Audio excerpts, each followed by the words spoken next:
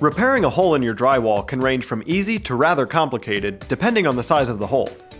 To determine if you need a patch to repair the hole, use this rule of thumb, or thumb rule. If you can stick your thumb in the hole, then you need to purchase a patch in order to repair it. If you can't, then some spackle and a spackle knife will do the trick.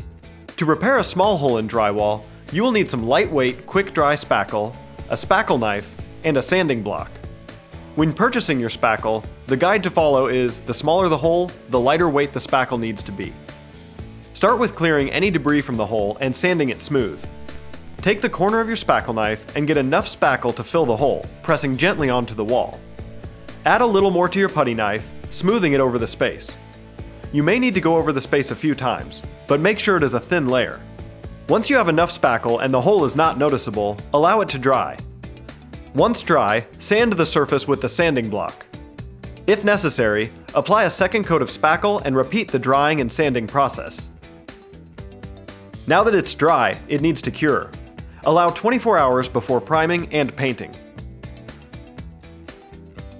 If you have any questions about this process, call First Rate Inspections at 832-567-5791.